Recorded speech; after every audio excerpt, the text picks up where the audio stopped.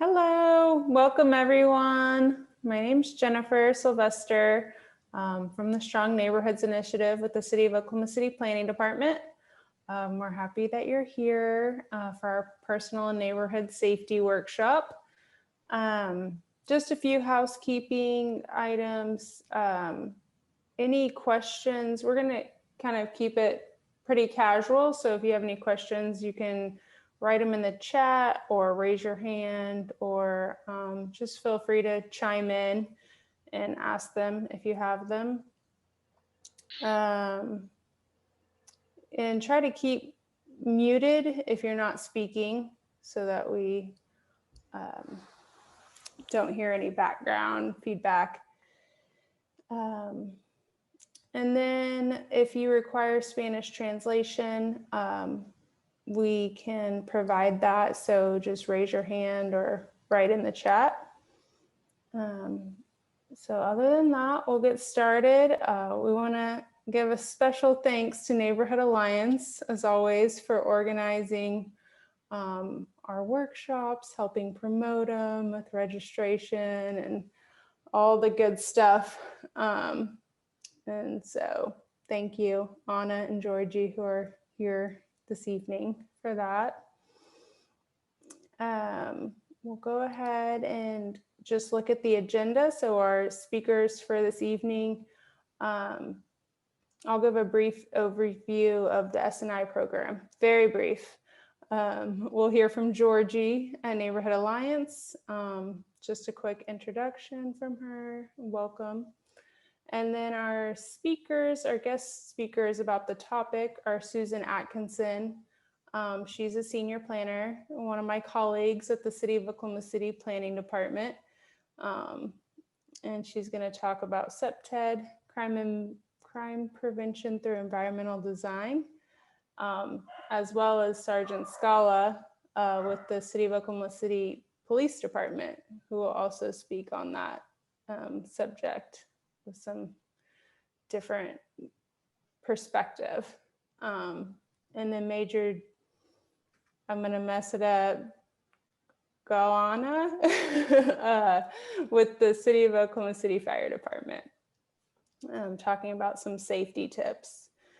And then we'll have a Q&A at the end, but like I mentioned, feel free to just chime in or write in the chat if you have any questions.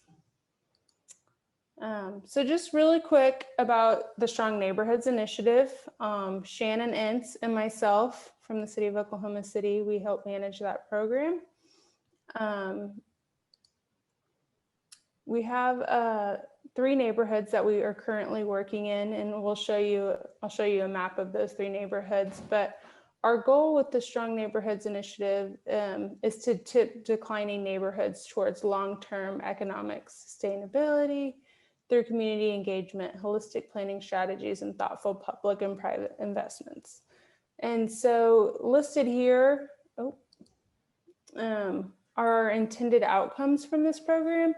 And we just wanted to highlight and show in yellow kind of how this workshop helps address some of our intended outcomes. So obviously we want engaged and informed neighbors in all of our neighborhoods in Oklahoma City. But we work hard in our SNI neighborhoods to try to bring resources and information to the neighbors so they can share with other neighbors in their area. It's important for us that homeowners, existing homeowners, are able to stay and age in place. And part of that is having a safe environment where they feel comfortable and safe and can stay throughout their whole life. Obviously, safety improves property values and stabilizes the market.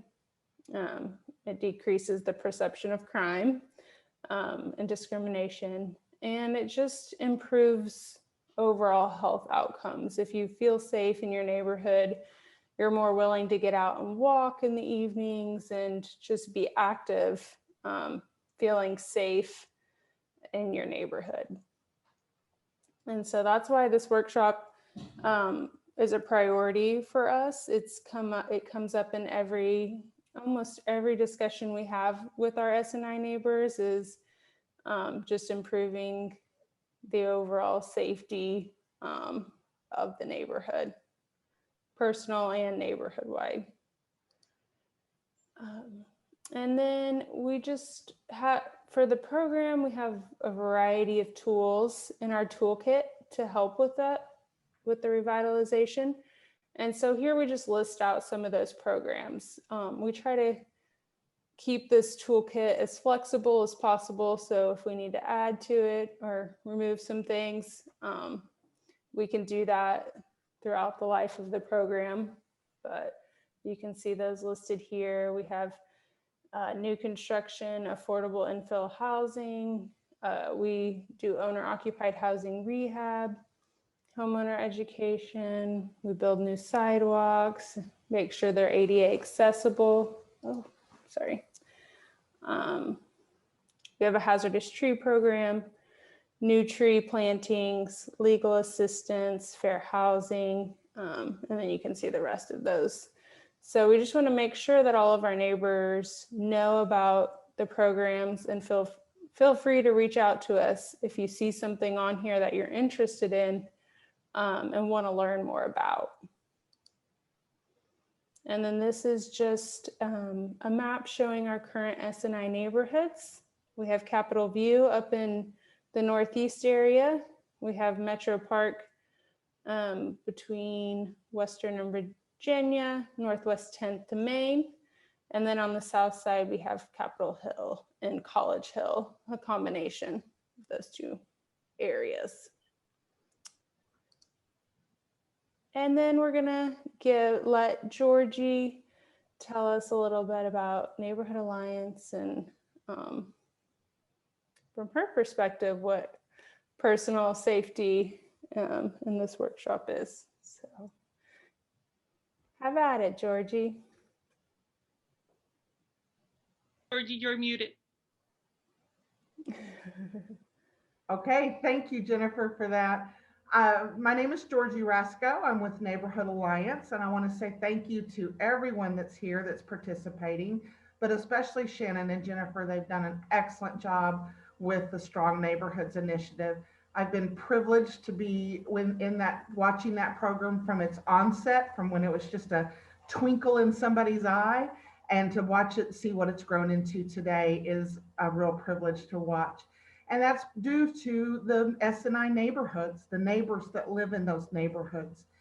At Neighborhood Alliance, we believe that living in a safe and beautiful neighborhood is a responsibility and not a right. Meaning that if you want a better neighborhood and a safer environment, you have a responsibility to do that. You as an individual and you as bringing your neighbors along to help create that kind of environment. Tonight, you're going to watch a presentation from several wonderful speakers that have a lot of great information to help you attain that goal. It's not easy. It's not something that we're all necessarily born with, nor does it mean that you have to move to a richer neighborhood. You can have a great neighborhood where you are. You just have to work at it, and you have to gather other people as well. We all know what a safe neighborhood feels like. We all know what a safe environment feels like. We can just kind of feel it when we're standing there. We know when we're unsafe, and we know when we feel safe.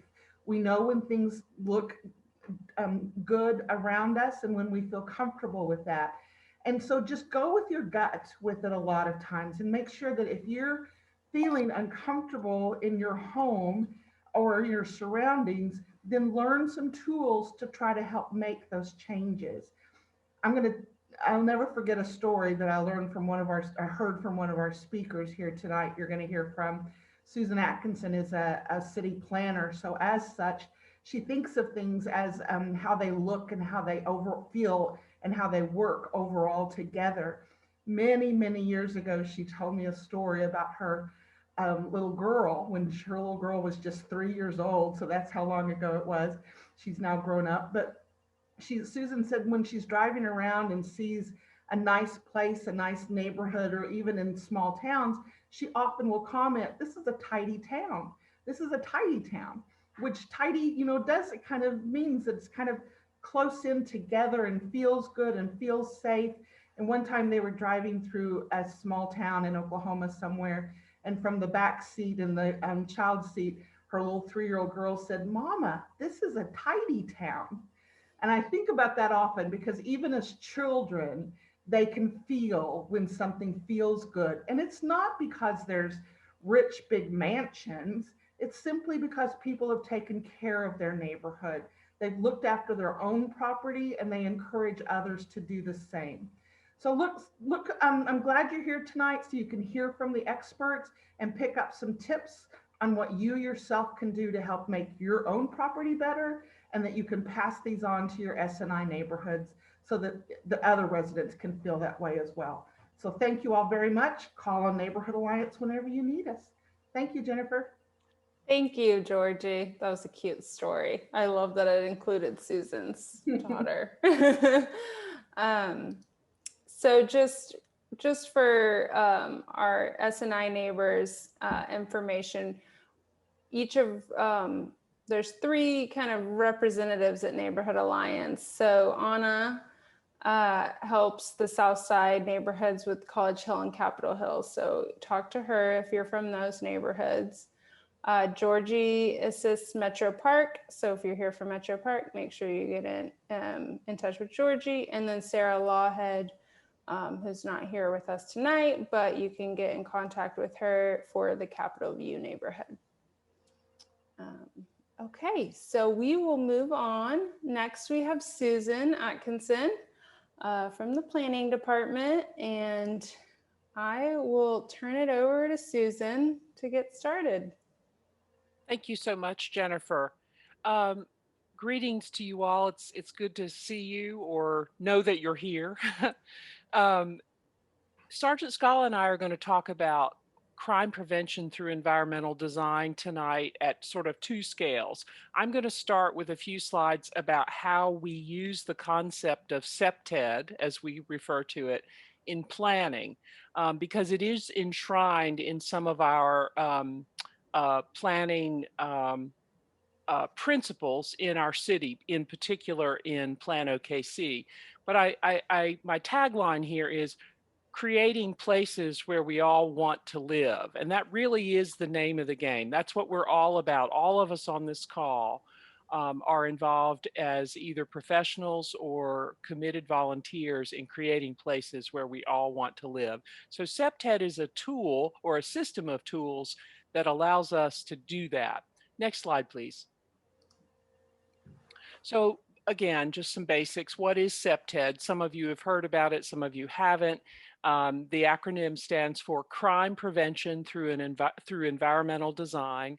And it's an approach to crime prevention that analyzes how the built environment impacts social behavior. So what we're all about with this is, how do we prevent crimes from happening in the first place rather than be reactive to them after they've already occurred?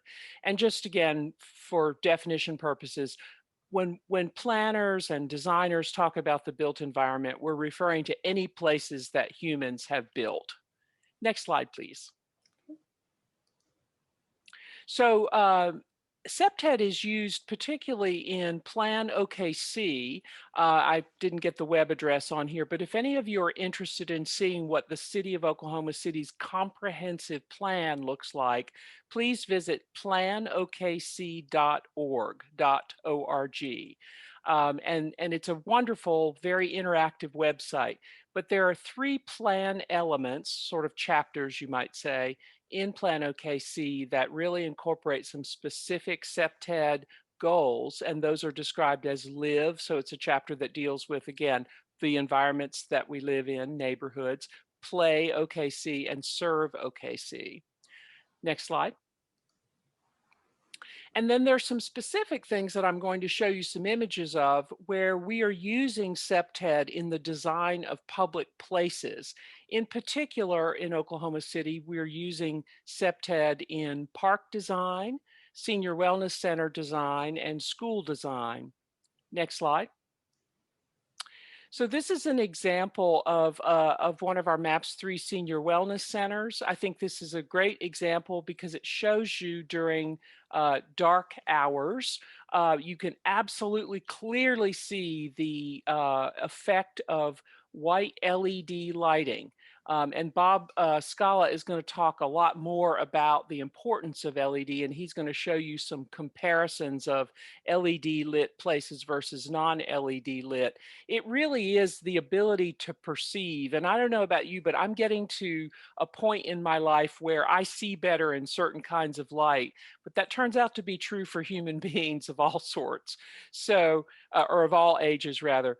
So this is an example of how we're using LED lighting at one of our senior wellness centers. Next slide.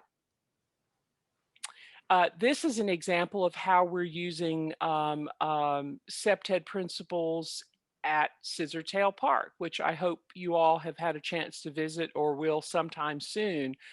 Though this is a daylight shot, one of the things that you can see is the degree to which we have lighting at frequent intervals throughout the park design. And what you can't see because it's a daytime shot, but I will tell you about is not only are the light bulbs, if you will, in these lighting standards LED, which again is a white, clear, cool light that allows human beings to see a lot more detail and therefore feel safer. It's not about necessarily bright illumination, but it's about the quality of light that allows our eyes to see better. But it's also important, and you can see in some of these fixtures, they are not projecting light outward, they are projecting light downward on the path where people are walking. So those are two principles that are of CPTED that are kind of woven into this magnificent new park that we have just invested tens of millions of dollars of public money in. Next slide. And this is JFK Park, which some of you may know. This is in Culbertson's East Highland neighborhood, and the SNI program contributed an enormous amount of funding to the enhancement of this park.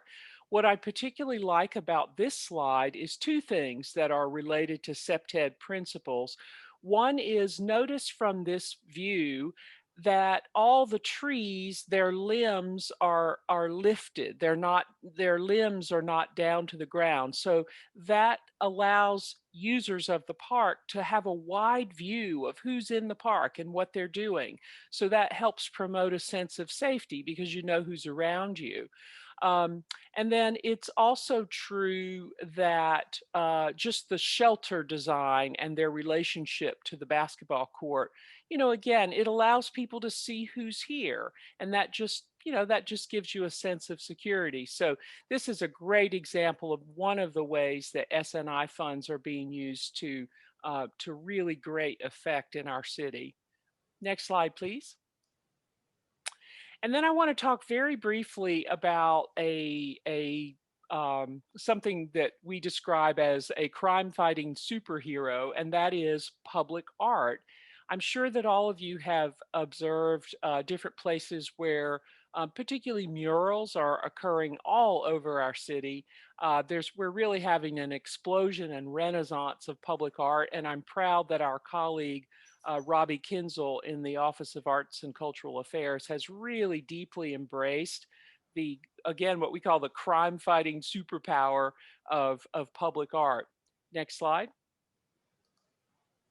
So this is an example that many of you may know in the Plaza District, which is one of the districts in our commercial district revitalization program, and that's where I live in the planning department. The Plaza District, maybe 10 years ago, had an alley. There's a little dogleg alley behind the main stores. And it was dark and it was scary and there was kind of nefarious activity going on behind. And so collectively, a group of district leaders as well as public artists came together and created this program called Plaza Walls. And this is their logo, which is, you know, it's very urban and feels very much like street art. But this is an alley that, so the back of the commercial district buildings have literally been turned into a destination unto themselves. That which was scary and contributing to some crime happening in the district has now been converted into a gallery with an ever-changing set of mural installations. So if you have never visited Plaza Walls, I urge you to do so. Next slide, please. This is another example of how we are using public art in public places to help create a sense of safety and connection. So this is an underpass at 4 West Sheridan in the Bricktown district. This particular piece of work is Strength of the Woman, and the artists were Jade Nicole Hatfield and Stephen Grounds. This is one of those underpasses that goes under the railroad tracks and connects Bricktown with downtown. And these were areas that were not very conducive to walking. And so one of the ways that the city has used public art in these settings is to add lighting, to add activity, to add a sense of eyes on the street. In this case, you know, very colossal size eyes that are watching us as we walk through there. I think this is a very effective a tool not only for beautification, but also to make us feel safer in a public space. Next slide. And I love this image. This is La Historia on Southwest 29th at Western. The artist is Narciso. I'm going to work on it. Arguelles. Did I do that okay, Anna? Yeah. So this is another one of our commercial districts. La 29 is primarily on the 29th Street corridor, and this was the side of a building and a parking lot that collectively the district, as well as Narciso and a couple of young artists whom he brought along to learn the mural painting craft, did, and it's a beautiful conversion. So this is an example of how public art can be used to take a place that's no place and make it someplace. And that is one of the reasons we call public art a crime-fighting superhero. I think that's it for me. And so I'll pass the mic to Sergeant Bob Scala. Okay, can everyone see my slides? Can you see my slides there? Hello? We can see your desktop at this moment. Oh, well, that's not good. Okay.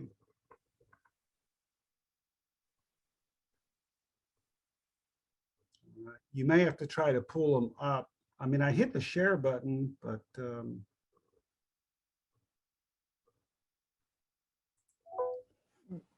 Do you want me, or are you wanting me to pull them up on this screen? yeah, or? if you could, that would be good, Okay. Jennifer.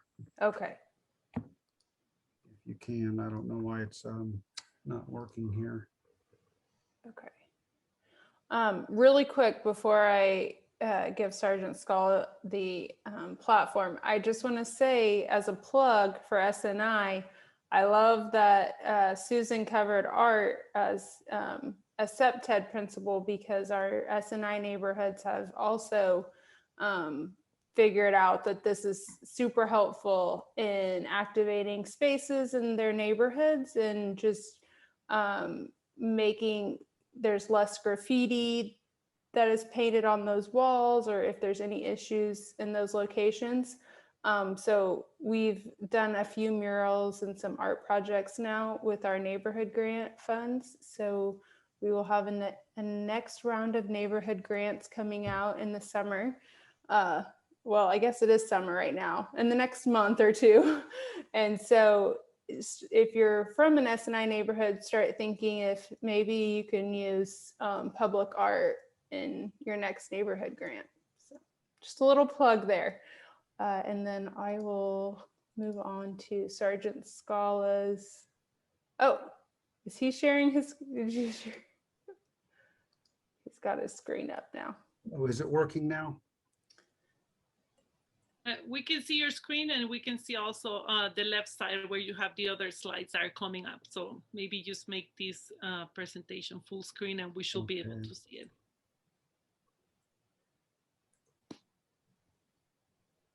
Let's see here.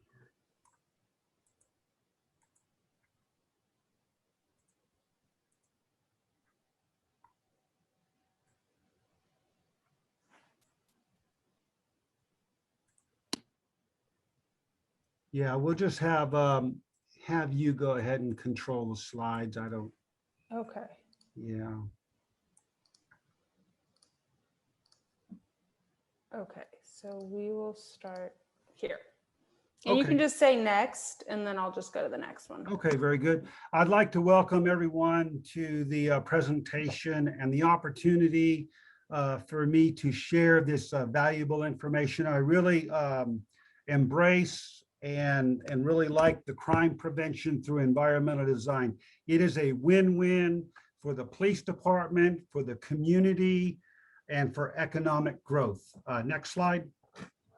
So I spent about 2 to 3 hours driving through all of the neighborhoods, Capitol Hill, Capitol View, Metro Park, and I am very, very encouraged with what I saw. Many, many years ago, I worked a weed and seed in the Capitol Hill area, and that was a very rough area. This was probably a good 12 years ago. And after driving through it, I saw a lot of improvement, LED lighting, sidewalks, libraries. I saw a lot of growth and a lot of change taking place. So I was very encouraged. Next slide.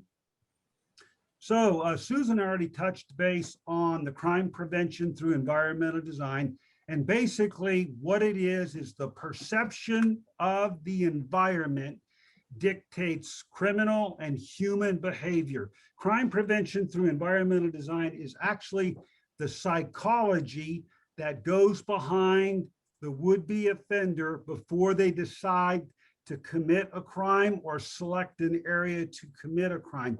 And we know that there are specific things in the environment that determine whether or not a person decides to commit a crime in a certain area. So CPTED is about mitigating and reducing the risk of criminal activity with the priority of keeping public safety at a very high level. Next slide.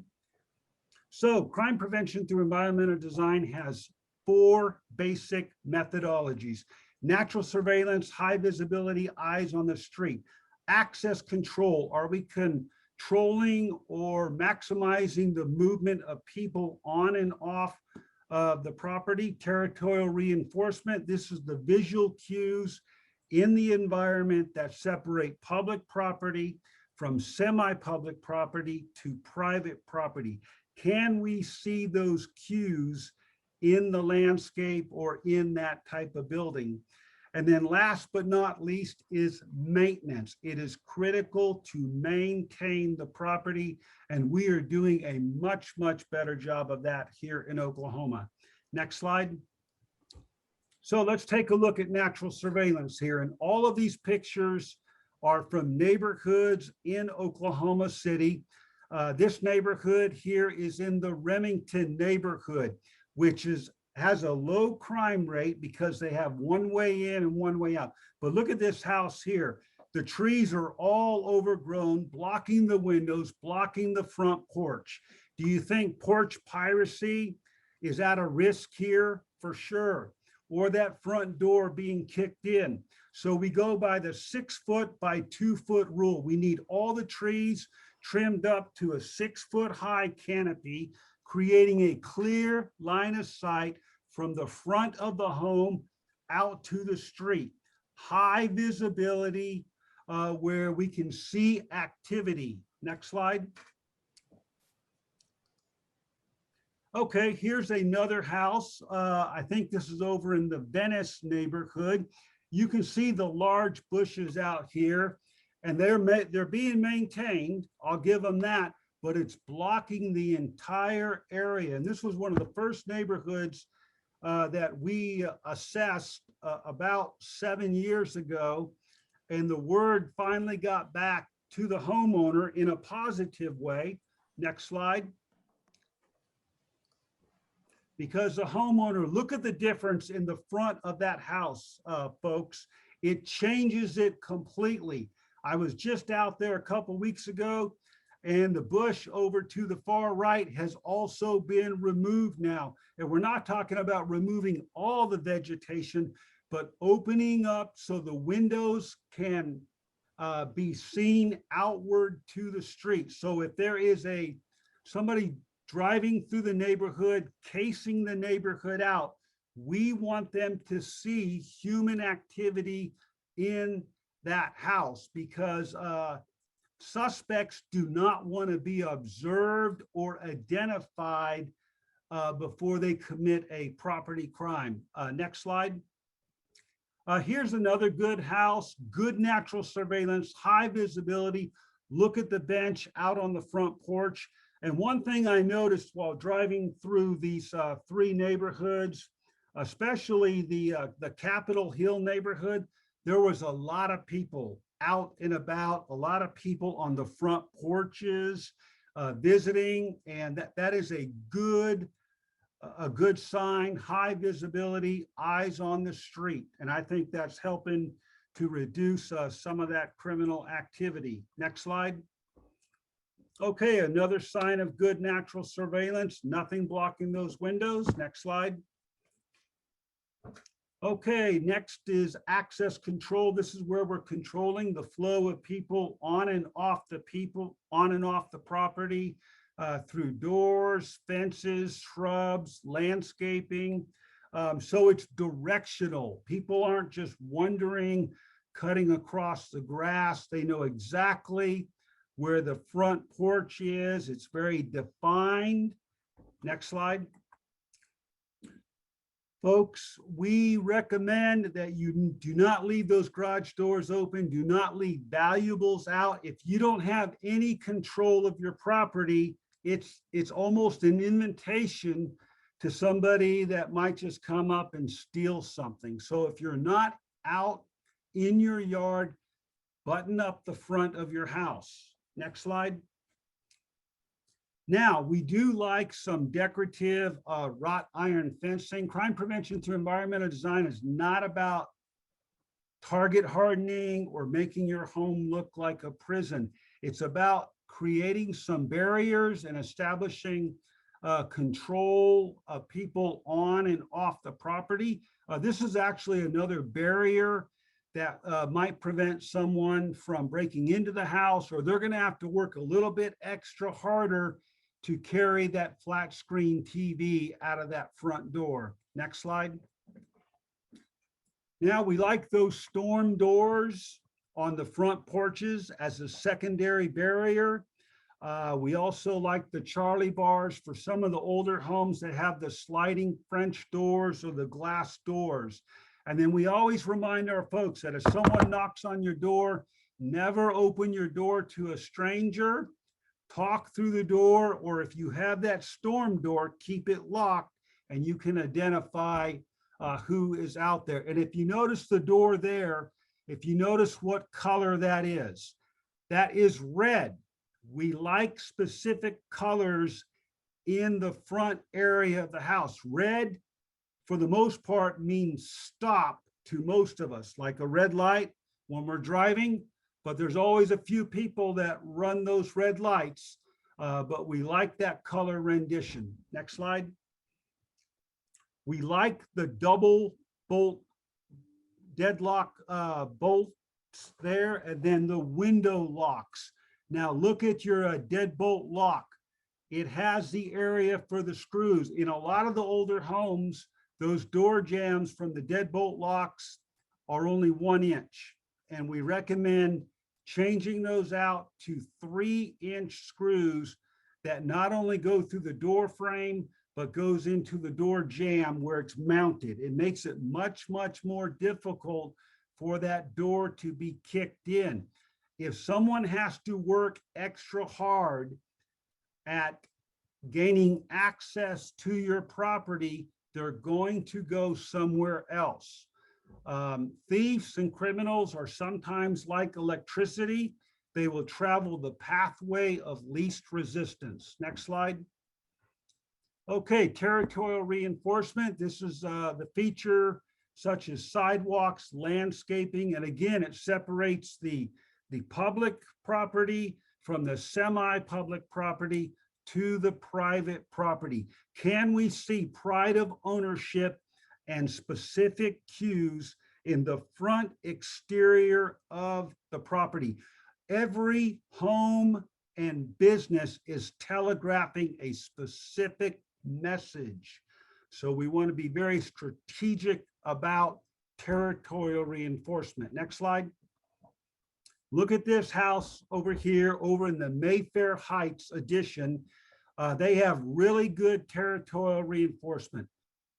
First transition zone, the street, public property, semi-public property, the green curbed area, and then the private property. This may not be the property line, but this establishes the private property is the white picket fence. And this minimizes kids cutting across that corner lot. It's nice and it's decorative. A good example of territorial reinforcement. Next slide. Here is a house, I believe it's over in the Capitol Hill area. They are doing a really good job. You have the street public, the sidewalk public, the planter area there's a little semi-public, and then where would you say is the private property that establishes those boundaries of ownership on that house? The cyclone fence right there. It's nice, it's highly visible, there's nothing blocking. We have good natural surveillance. There's chairs out on the front porch. They're doing a really good job. And I saw many, many houses like this. I was very encouraged in the Capitol Hill area. Next slide. This house is over in the Cleveland neighborhood. This house is doing it all. The street, public property, semi-public property, the easement, the grass there, and then the private property, the white picket fence. They have decorative rocks out in front. Their front porch is enclosed.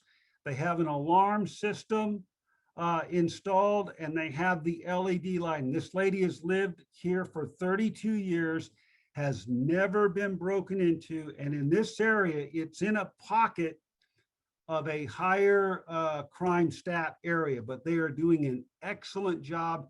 Does not cost a whole lot of money. That's a good example of territorial reinforcement. Next slide. Okay, the street topper signs, pride of ownership, and it sends a hands-off message that this is an organized neighborhood. They occasionally have meetings. They are looking out for one another. I really like those street topper signs that show pride of ownership in those neighborhoods. Good job on all three neighborhoods there. Next slide. Okay, last but not least is maintenance. It is critical that we maintain that property. Essential. And all three of these neighborhoods need to work a little bit harder in this area. I saw some really good, well-maintained areas. And then I saw some areas that probably need a little bit of care and upkeep. Next slide. Okay, what do you not see at the top of this pole? Ladies and gentlemen, there is a light at the top of this pole. It's not being maintained. Light is no good if it's being blocked out by vegetation or other obstructions. 90% of all crime, get this, 90% of all crime happens at nighttime. The #1 deterrent to nighttime crime is good lighting. The #1 deterrent. It's not more police officers out on the street, although that's good, but that's not going to stop crime. Lighting has such a huge impact, and I'll talk about that a little bit more. Next slide. This house here is pretty dark. It's pretty dark. We need those front porches lit up. It's a safety issue for officers, fire personnel, EMS, when we come out there to provide those services. And if you can't afford to have that front porch on all night, get a motion activated light. The LED lights are so cost effective.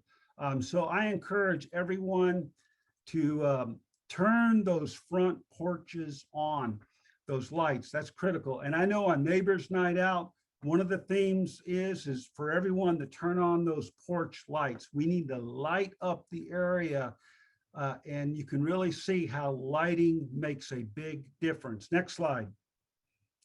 Okay, this is an example of an area that has some apathy, a lot of junk and debris. This was on News 9 several years ago. When I went out there to take these pictures, the homeowner actually came out and started cleaning up the area. And we always encourage people not to judge your neighbors. Sometimes there might be a disability. There could be a sickness or an illness. Be neighborly. Help one another. Encourage one another to take care of the property. It will help to minimize the criminal risk. Next slide. Okay, here is a good home in the Cleveland neighborhood. Cleveland, this home is doing it all on the maintenance, natural surveillance, access control, and territorial reinforcement. They've got the storm door there. The hedges are trimmed down no higher than 24 inches. The trees are trimmed up. They have their alarm system out. And then the steps, you can't see it real clear, but they're red. The steps are red, which means stop, stop. Good job here. Next slide. Okay, let's get into lighting a little bit. Lighting is so important. I cannot emphasize how important good directional lighting is. And I'm glad that my colleague Susan pointed that out. We don't want light trespass or light pollution, or we don't want to upset the Dark Sky Society, which are the stargazers. We all like to see those stars. We want that light focused downward at the vulnerable area that we are trying to illuminate. Next slide. Parking lots are critical. Look at the difference of the high pressure sodium on the left to the LED lighting on the right. The good LED lighting. Nighttime becomes daytime. Okay. Look at your on-cue gas stations. They are building them everywhere around the city because we all want to feel safe and secure when we go to gas up our cars.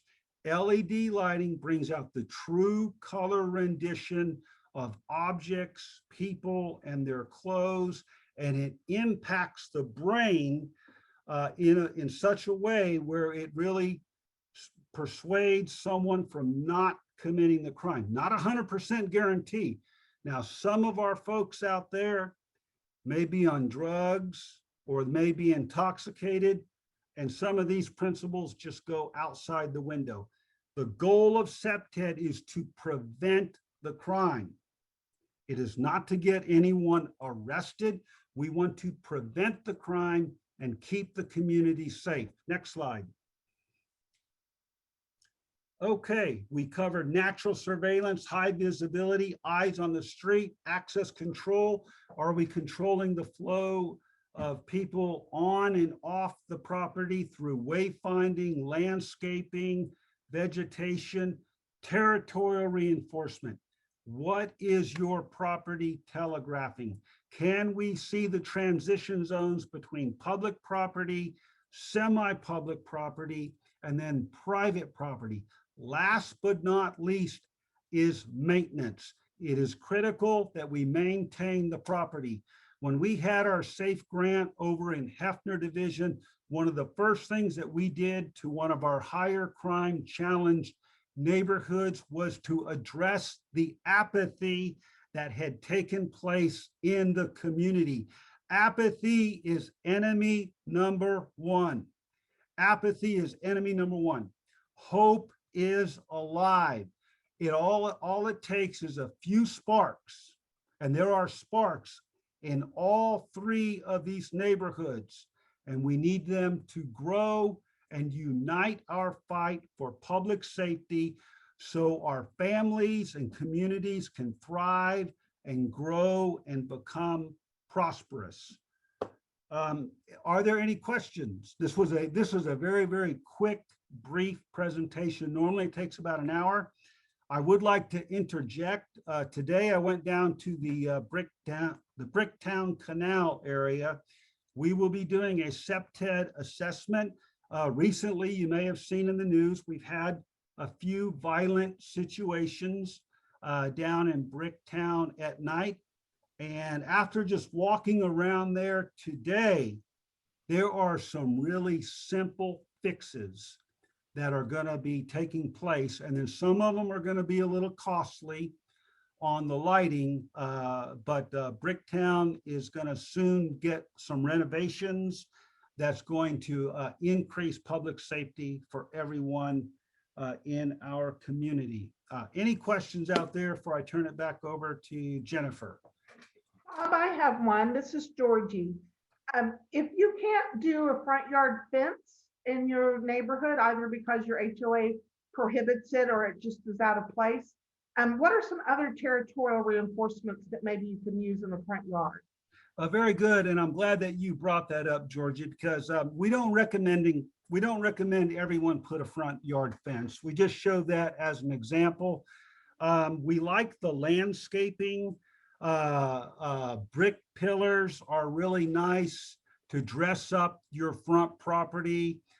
Flower beds out there around are real nice. A few statues to dress up the property to kind of control the flow of people on and off the property. So it's not all about fencing, but some landscaping for sure will kind of help control the flow of people to the front area of the house. A small hedge that might separate the two properties to the left and right are really good. Let me tell you an example really quick. Over in the Greenbelt neighborhood, one of our long-term residents, he was having trouble with the London Square apartments. His home backed up to there, and there were some teenage kids that were kicking out the fence panels to go to the Red Dog Saloon.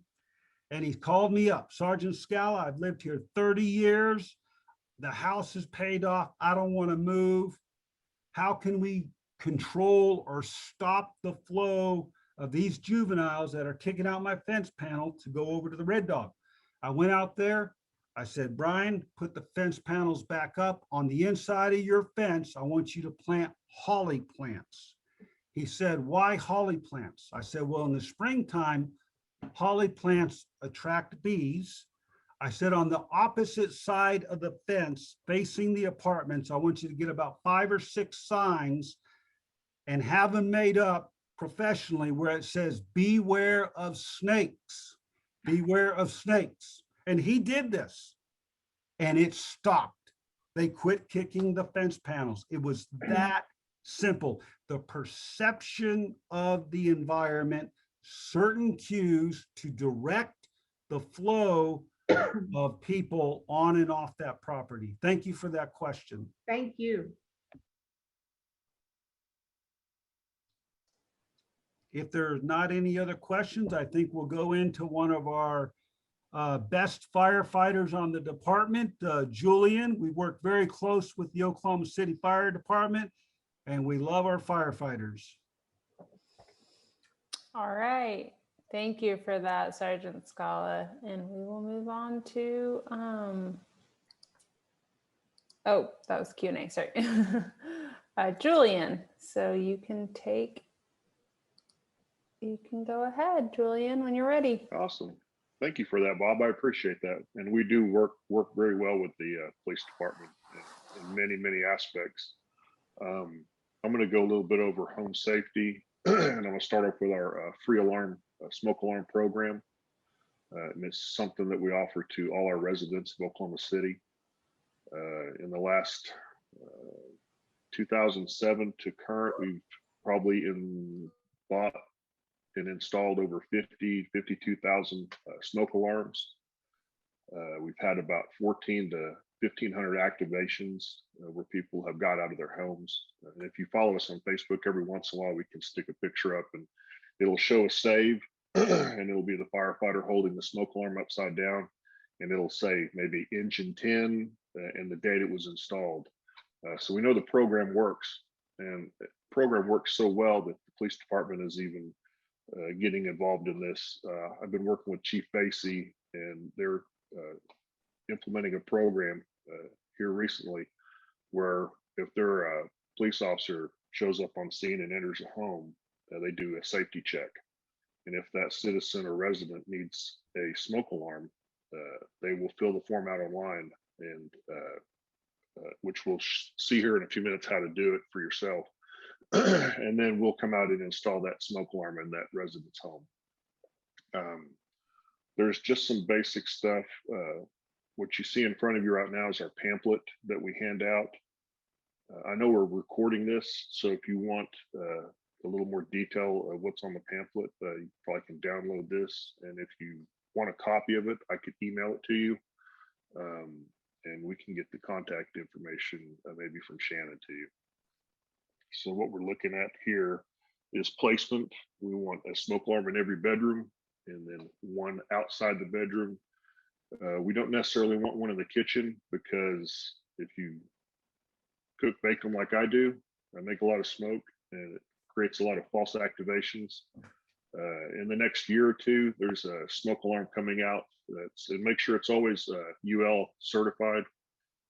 That's going to be a little more resistant to cooking smoke, stuff like that, false activations. If you forward it to the next slide, please.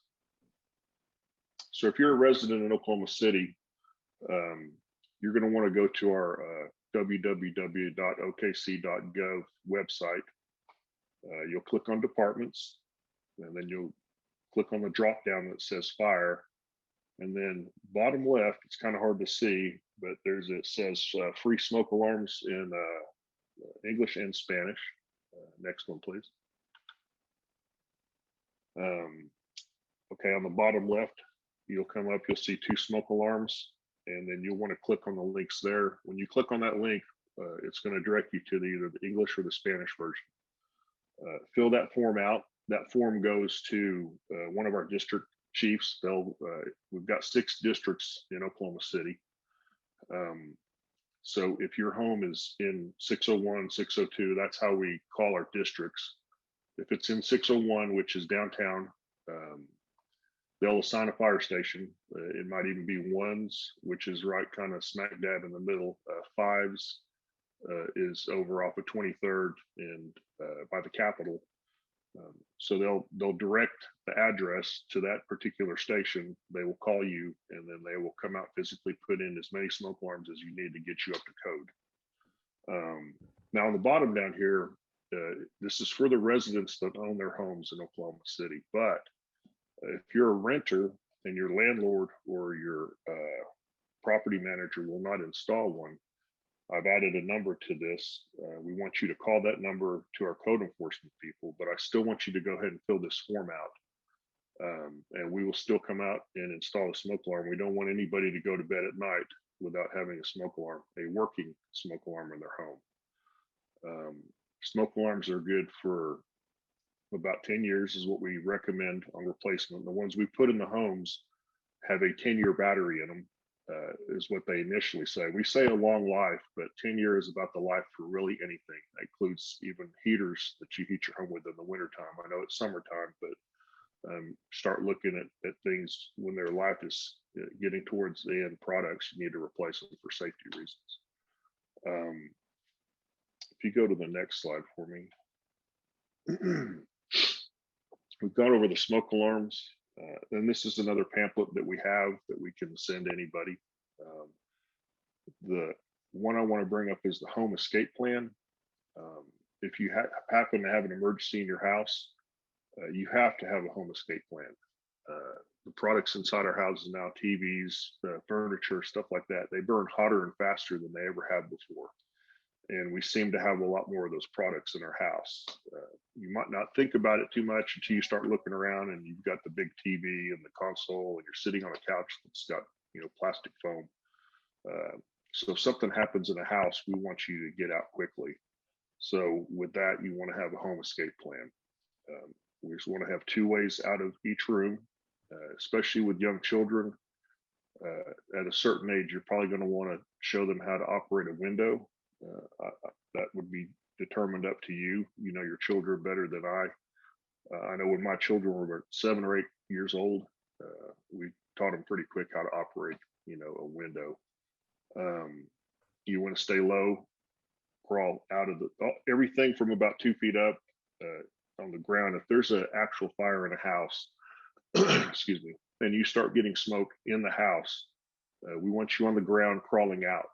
The product that's starting to build up in the ceiling and starting to lower is gases that are off gas by the products that are burning. So couches, think about stuff like that.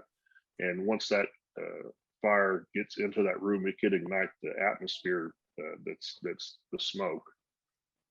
So we want people to get out as quick as possible. In the safest places lower, the atmosphere could be 100 degrees, 120 where you're crawling, but it could get up to 1,400 degrees, 3 or 4 feet up to the ceiling. Our gear's rated for that, but not at that long of a period of time. So when you get out of the house, you want to stay out of the house. You need to have a fixed meeting place. We recommend something like a mailbox. If you've got a fire hydrant, if you've got something in the yard that doesn't move, we don't want a car because that's going to leave. So when your family members get out, you can all go to one spot. Nobody goes back into the house. Hopefully you've all got out and you're at your meeting spot. If you don't have somebody, we don't want someone running back in, because when we show up, and our response time is usually about 4 minutes, average. We get there very quick. So we need the information from the adult or the people that if there is someone inside or they think someone's inside, then we need that information to go inside and take care of them and rescue them. When you call 911, we need a very good address. Be very specific. I know it's an emotional moment, but everything's in the details with us. The address, if you think someone's inside, everything has to be given to the 911 caller clearly and concise. And practice your escape plan. Make sure that when you develop one, that you practice it. And then I would say a couple months later, practice it again. And Bob was talking about the homes. We want your address clearly marked on the outside. We don't want to be driving around looking for your home. So if you have a mailbox outside, make sure it's got numbers on it. If your house has shrubbery, we need that removed. We need to see the number. So when we show up, we're going to show up with the right house. And also, we talk about a little bit just about cooking safety. In the past, we've tried to teach that if you have most of our kitchen fires, people just walk away from the stove and they could be cooking anything on the stove. A lot of times grease fires. So keep a lid close by, try to pay attention to what you're doing. We're not going to throw flour on it anymore. We're going to try to cover that lid up and disable the appliance.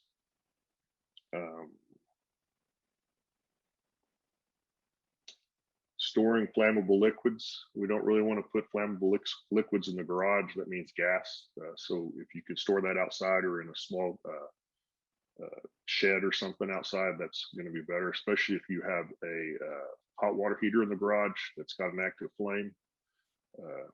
We've made quite a few garage fires in the last few years, and a lot of it has been related to flammable liquids and gas. If you want to go to the next slide, we'll talk real quickly about vacant structures. We've had a pretty big influx of vacant structures in the last fires in the last few years, some with homeless fatalities. And what we want you to do on that is if you have a vacant structure in your neighborhood and you see people going in and out of it, we want you to contact the Action Center. And there's a Connect app. There's a couple of contact information on the slide if you can see it. My eyesight's going a little bit, so it's kind of hard for me to read, but we can get that information for you too.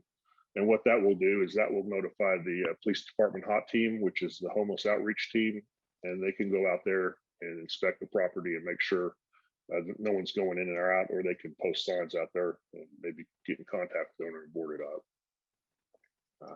It's pretty brief tonight. Does anybody have any questions?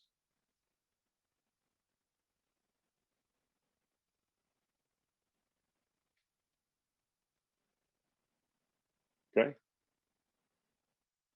Okay, well, thank you so much for that information. I know we have some neighbors on the line that are very concerned about vacant structure fires, and they've been an issue in some of our neighborhoods. So, you know, hopefully we can get information out to the neighbors on what they can do to prevent those or help prevent them if they.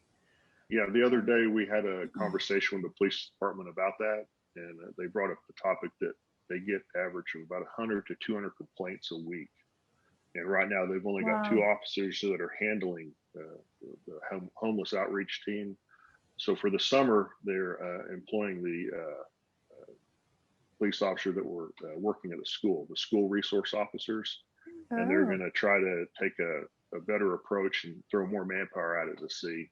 Really, they're not trying to do anything to the homeless population. They're just trying to stop the criminal activity that's going on without it, because the guys that are part of the homeless outreach team, the police officers, they do everything they can to find help for a lot of the people out there. As much as they want to help them, sometimes people do not want help, but they're doing a great job. Yeah, Well, that's great to hear they're adding some additional resources for the summer. So go ahead, Sergeant Scala. yeah, I just wanted to piggyback a little bit. Our police department is transforming. We are listening to the community. We know that the answer to the problem is not just to put somebody in jail. It's actually to help solve the problem. Help solve the problem. We don't want to arrest anybody. And if we could get them to the resources, if they have addiction issues or even some behavioral issues, we want to help them get better. So certainly appreciate that plug. Our hot team will try to get those folks the resources, but when criminal activity is happening, I'm sure we'll take enforcement action, but our goal is to solve the problem, not just to lock somebody up. That's great to hear. Yeah. Okay, do we have any other questions for any of our speakers or for me? It's really quiet out there. I see a few neighbors on the line, so please ask questions. You can put them in the chat if you don't feel comfortable just interrupting us. So go ahead and do that. We also wanted to just quickly share the Action Center, which a couple of our speakers mentioned.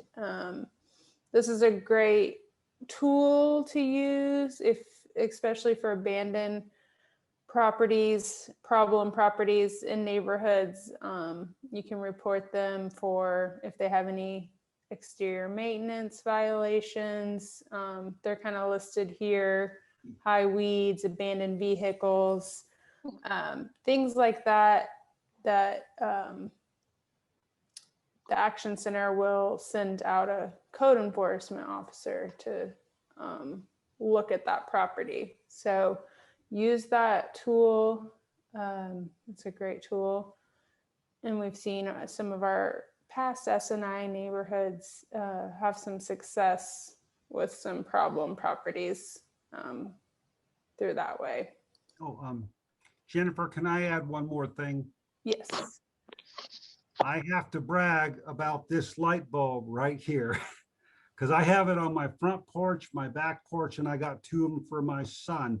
This bulb will turn your front porch into daytime. It'll light up that vulnerable area. This is a 5,000 lumen bulb. It only burns 37 watts. It's a powerful bulb. And my wife said to me, it's kind of expensive. I don't think people will be able to afford this. This bulb costs about $32.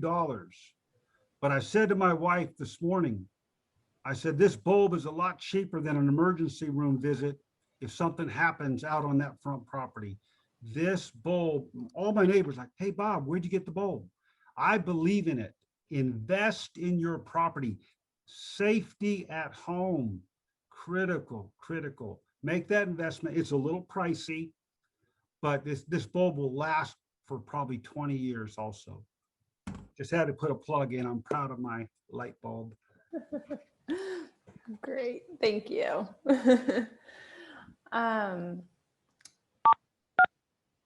So if we don't have any questions, I will just. Hello? Oh, yes. I have a question. Where do you get that bulb? Yes, this bulb can be ordered at, I first ordered it on Home Depot and I paid $42. You don't want to do that. You can get this bulb on Amazon and I can direct you to the specific model number. My email is listed on the slides. So email me tomorrow and I will get you the link to order this bulb. This bulb. Okay, I'm sorry, I'm on the phone. Do you mind giving it out, your email? Oh, yes, no problem. It's a public email. Robert.Scala, SKALLA @okc.gov, George Ocean Victor. All right, thank you. You betcha. Great question. Any more questions? Jennifer, this is Shannon. Hi, yes. Hey, everybody, I just wanted to just chime in for a second and say great job, everybody. And I really appreciate the great presentations. And I learned a lot personally. And just wanted to just remind everybody that, you know, Jennifer and I, you know, we wake up every day really working hard for our neighborhoods. And we have all kinds of programs. As you can see, there's all these pretty logos and all the list of our partners, and we couldn't do this without them. And I just wanted to say thank you to all of you that spoke tonight, Susan, Bob, Julian, Georgie, all of you, Anna, all of you have been just fantastic. And great job, Jennifer, taking the helm. And if there's anything that Jennifer and I can do for you as neighbors, just reach out to us. If we can't help you, then we will certainly find the resources that can. So that's all I have to say. Thank you, everybody. Thanks, Shannon. Okay, so we'll just quickly, we just wanted to share some additional resources that we always like to put at the end of our workshops. We have housing partners that help in all of our neighborhoods. So we have 3 CHOTOs that build affordable housing. In our neighborhoods, we have Community Action and Neighborhood Housing Services who offer all kinds of programs. We're specifically mentioning them for down payment assistance. If you're looking to buy a house, they have a home buyer assistance program, but they also have other programs too. So check out their website for those. Oklahoma Housing Finance also has down payment assistance. We, through the City of Oklahoma City, have a housing rehab program. We have some special programs for our SNI neighborhoods. So check those out and see if any of those are, you could benefit especially the Housing Exterior Maintenance Program, HEMP, which helps to address the front of your property for code violations, just improving exterior maintenance, which would help address a lot of the issues that we've talked about here tonight. So check out that program. Community Action has some housing rehab programs.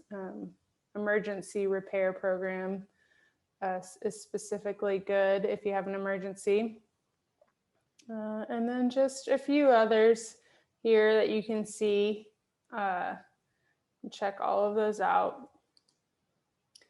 And then we want to thank you, as Shannon said, for coming, for joining us tonight. You can see these slides. We'll have them posted on our website, as well as the presentation will be posted to our website. And we also just want to mention we have Shannon mentioned it, but we have programs available to help address the exterior of your home. We have hazardous tree removal. We have a tree planting twice a year. We have our hemp program through our housing department, and just many other programs. So make sure you check out our website for all of those, specifically if you're in an SNI neighborhood. We also have some upcoming programs. So we heard our neighborhoods loud and clear. And so we're working to put together a cleanup program for the exterior of your property that will help with even more additional cleanup if you need that type of assistance. And so follow us on social media, email us and get on our email list so you know about those programs when they're coming up. And then our neighborhood grant is an annual grant that is for our SNI neighborhoods, and you can our neighborhoods have gotten very creative with their neighborhood grants. And so you might even be able to pick out a few of these CPTED principles and try to use our neighborhood grant to improve maybe a piece of public property or something in your neighborhood with that grant. So be on the lookout for that, which will be coming out this summer. So I think, unless there's any more questions out there, anybody else has any final comments or anything? Jennifer, I was just going to mention that Christine is on the line, and they have a fantastic event coming up on Saturday. So I don't know if she wants to describe it or not, but that's just very exciting. It's a great partnership with a lot of different people and partners. Yes, Christina, would you Yes. like to plug your event? Yeah. So from 11 to 2 on Saturday at 8th and Blackwelder, we're having a sign up for OG&E weatherization. And also we're going to build hopefully 11 fences to try to control all of the loose animals in the neighborhood. And OG&E paid for a bouncy house, and Schwab's donated hot dogs. We have a popcorn machine. The Homeless Alliance is sending the snow cone truck for an hour. I've been gathering up all kinds of sporting equipment, footballs, frisbees, hula hoops to play with children. So it's going to be a lot of fun, and you don't have to live in Metro Park to come and see what we're doing. So stop by, have a hot dog, and visit. Did I miss when you said, where is it going to be at in the neighborhood? At 8th and Blackwelder. 8th and There's Blackwelder. a church there that has a very large lot, and they let us use the lot. So Great. Very cool. Great job, you guys. I'll also add, Christina, to the people that want to come, OG&E is also going to be giving away LED bulbs that you can put outdoors, and they go on and off, on at dusk and off at daylight. And they're not the $32 ones that Bob has, but they are about a $13 bulb, and those will be given away free. cool. Very cool. Know that. Okay, well, is there any other questions or anything else? Okay, well, thank you all so much for joining us, and check out all of the websites and everything that we have here in the presentation. So thank you.